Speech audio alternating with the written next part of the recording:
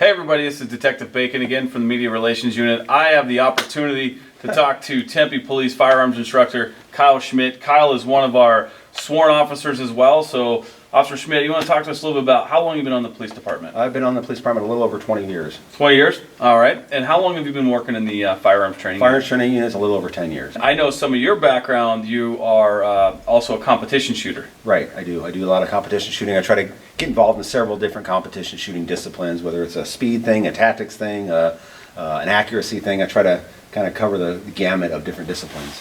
And I know you're a pretty humble guy. We know that you've been a world champion a couple times in some of the events, and so we are very fortunate as a police department to have you helping us and our officers across the board become better marksmen and also understand some different things with firearm discipline. So thanks for that. No, thank you. It's not everybody that gets to do their hobby for a job every day. It's awesome.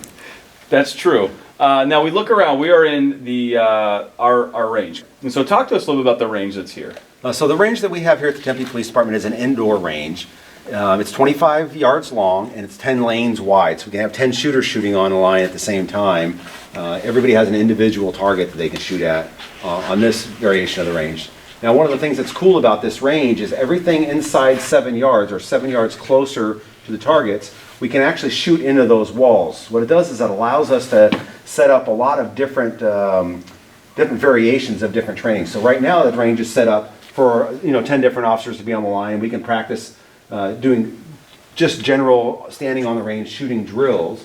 We can work on some accuracy stuff. We can work on some speed stuff. There's no end to the types of shooting drills or shooting skills there are to develop. Right? There's no I can have the guy come in and teach him something all in one day. Right? It's a constant, ongoing process. You've seen, I know you like to golf, but there's nobody that can develop a mastery of any skill with just one or two settings. So we're trying to find a way to implement a different skill set every time the guys come in. Since I've been here, some things have changed in terms of how we're doing some of the qualifications, and I remember the targets used to look just like that. And talk to us a little bit now about how there's some movement that takes place for the qualification process. So previous to this configuration of the range, we used a static target and we used a shot timer, which are pretty effective, right? I hit a button, it emits a sound, and then at a pre-described period of time, so we'll say 5 seconds, it'll emit another sound. So anybody that fires the gun after that, they're deducted points because they didn't shoot the shot in the time limit. That's an audible stimulus. Here, this is a visual stimulus, so when the target turns, it's only exposed to you for, we'll say, 5 seconds again. When the target turns away, you don't even have an opportunity to shoot at the target anymore. So it gives you a little bit different response time, because most of what we deal with is visual, what the suspect's doing, what the citizens are doing, so we can practice our visual response to things.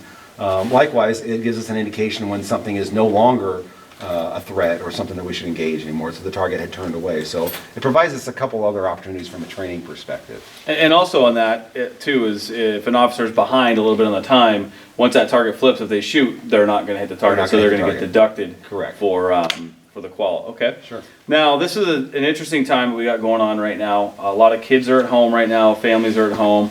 People who own guns, things like that. What are some safety tips that we can provide to people out there? So I'd say, since you brought it up, the dynamic that we're going through is odd, right? It's different than our normal schedule, so it's a good time to talk about some firearm safety stuff again. So I'd say at home, there's a couple different approaches that we use as it relates to firearm safety in the home. The first one is the lock it up approach. Try to do stuff to make the firearms so they're either inaccessible or they're not able to be fired, or both. So ways to make it inaccessible, or a locked gun case, a gun safe, a gun cabinet, something like that. It actually prevents somebody having access to the firearm. Other options are things like trigger locks or cable locks that you can run through the gun to prevent the gun from actually firing. Some of them even prevent you from loading the gun. So those are all good tips for firearms safety in the home. The other version we talk about, the other philosophy, is education. Right, so if you're going to have a gun in the home, it is nice to have some educational components to that as well for the children or your spouse or whoever else that you're living with in the home.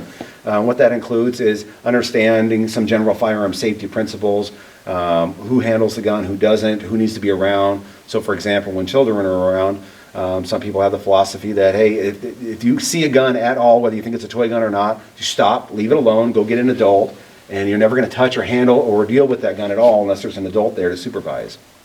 But there's countless different ways to do education. And the education of the children for firearm safety is not only for the people that own firearms, right? If you happen to be a household that doesn't own a firearm, your children might go play at somebody else's house that does own a firearm. So the firearm safety education for even if you don't have a firearm in your home is still critically important, so that your child knows what to do if they see a firearm in another house or somewhere else where they're at when they're not at home and you're not able to directly supervise them. Now, I know there's plenty of information we could talk about with safety, but Definitely. are there some websites that people could go to visit while they're home with their kids that maybe could provide some instruction, some safety tips? Sure. There's lots of websites on the internet that have stuff specifically to do with firearm safety. One I ran across recently was called projectchildsafe.org. I clicked on that. There were some great educational videos about how to approach your children and talk to them about firearm safety. There were some tips on there about different ways to secure the gun. So like I said, there's tons of information out there on firearm safety. It seems like the firearms owners, and I've worked here for 20 years, so I've come across lots of citizens that own firearms. It seems like that community is very in touch with firearms safety and firearms responsibility, and they, generally speaking, they're happy to provide any information they can to help those that are firearms owners or those that are not with tips for how to keep the firearms safer, especially for kids. Well, listen, we really appreciate you taking some time out of your day to talk to us, educate the people at home that are really interested to see what we have going on in Tempe Police Department. So thanks again. Thanks for your service. Thanks for everything you do for all of us. I know I personally have benefited from a lot of your instruction, and I appreciate you. Again, this is Detective Bacon, and this is us filming around Tempe, and we'll see you again soon.